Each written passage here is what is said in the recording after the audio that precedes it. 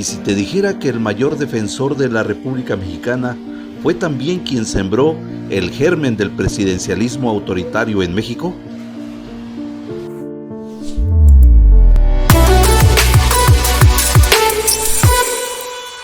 Hoy, en Reflexiones Políticas, la película El joven Juárez de 1954 es una cinta dirigida por Emilio Gómez. Es un relato biográfico en tono dramatizado que reconstruye la infancia y la juventud del emblemático Benito Juárez, destacando su transformación de niño zapoteca en defensor liberal del México del siglo XIX. La historia comienza en los primeros años del siglo XIX, cuando Juárez queda huérfano y vive con su abuelo y sus tíos. Tras ser maltratado, logra llegar a Oaxaca, donde vive con su hermana Josefa, quien trabajaba ya en casa de la familia del Maza. Allí conoce a Margarita Maza, y fue ella quien lo ayuda a aprender castellano, dando inicio también a su relación romántica. Hablar de Juárez es evocar un emblema de patriotismo mexicano. Su rostro adorna billetes, calles, plazas, escuelas. Su frase más citada es: entre los individuos como entre las naciones, el respeto al derecho ajeno es la paz. Se repite como un dogma de fe cívica. En la película nos habla que Juárez trabaja como encuadernador en la imprenta de Antonio Salanueva, luego de estudiar el Instituto Liberal de Ciencias, y finalmente se convierte en abogado defensor de las comunidades indígenas. La historia es contada como Popeya nacional, de ser pastorero en Guelatao a convertirse a mandatario de la República.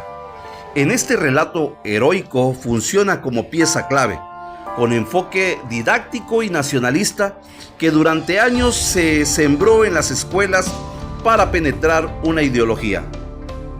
La película muestra a un Juárez incorruptible, ascendente por mérito y convicción liberal. Es el indígena convertido en defensor de la ley, el laico que enfrenta a la iglesia, el austero que impone orden con moral. ¿Y si te dijera que Juárez también fue prisionero de sus propias ambiciones? ¿Y si la construcción del Estado laico también tuvo sombras? La narrativa oficial, reforzada por el régimen post-revolucionario, santificó a Juárez como el padre del Estado moderno. Pero su mandato, extendido por casi 15 años, fue posible por las leyes hechas a modo.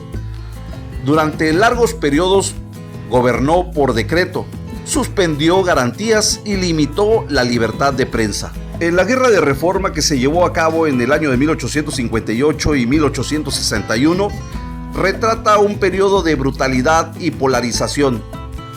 Miles de personas murieron.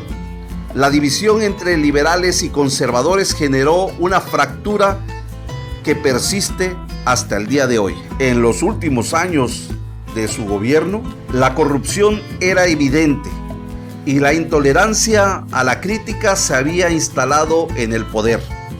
Las leyes de reforma que expropiaron bienes también afectaron a comunidades indígenas. La desamortización de tierras comunales terminó por beneficiar a nuevos latifundistas. Paradójicamente, el indígena que llegó al poder despojó a otros pueblos originarios. A lo largo de la historia de México se han repetido las prácticas de poder que se envuelve en moral y termina reproduciendo los abusos que prometieron erradicar. Desde la psicología moral, puede observarse que Juárez encarnó a un líder con una ética posconvencional, pero de carácter selectivo. Cuando consideraba que la visión de la República estaba en riesgo, Juárez justificaba medidas autoritarias bajo el argumento del bien común. El riesgo de que un líder se perciba a sí mismo como el único instrumento legítimo de la verdad histórica, esta percepción, al no reconocer sus propios excesos, revela una profunda desconexión empática. Desde la óptica política, Juárez representaba el ejemplo del poder simbólico centralizado. Construyó un relato funcional que legitimó la concentración de poder en determinados contextos. El estado de excepción se convirtió en la norma, dando pie a prácticas que en otros líderes habría sido condenadas como autoritarias, pero que en su caso normalizaron, e incluso en sus aspectos más cuestionables. La película cierra con sus primeros pasos en el Partido Liberal Mexicano y sus primeras acciones políticas. Juárez no tuvo un final voluntario. Quizá el destino marcó una ruta diferente, pero su retiro de la política y de la vida fue forzada por la muerte. Benito Juárez murió el 18 de julio de 1872 a los 66 años de edad, mientras aún era presidente. La versión oficial y más difundida es que falleció de un infarto del corazón. Sin embargo, como ocurre con muchas figuras históricas, su muerte ha sido objetivo de algunas especulaciones. Y como su muerte fue inesperada, sin haber preparado una transición clara, la falta de alternancia construyó un legado de divisiones y lucha por el poder.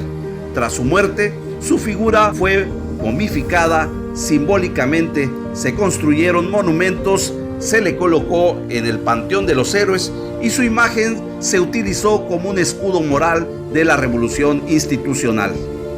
Y es ahí donde empieza la muerte de un hombre y nace el mito. Desde entonces, cuestionar a Juárez es para algunos una blasfemia cívica, pero como todo mito fundacional, su sacralización borró los matices y las memorias. Hoy vemos líderes que justifican abusos en nombre del bien común, que promulgan sus mandatos bajo discursos de moral, que despojan a comunidades en nombre de progreso, y eso nos hace ver que no estamos tan lejos de la historia de Juárez. La analogía es clara: el poder moral, si no es autocuestionado, puede convertirse en una forma sutil de dominación.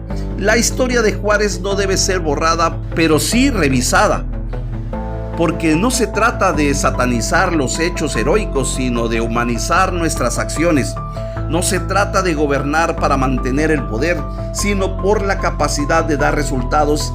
El verdadero patriotismo no se basa en repetir frases o aparecer en billetes, sino en entender que la justicia no puede ser parcial ni el poder debe ser eterno. Juárez fue un gigante, pero también un hombre. Reconocer ambas cosas es quizá el primer paso para construir una república verdaderamente consciente.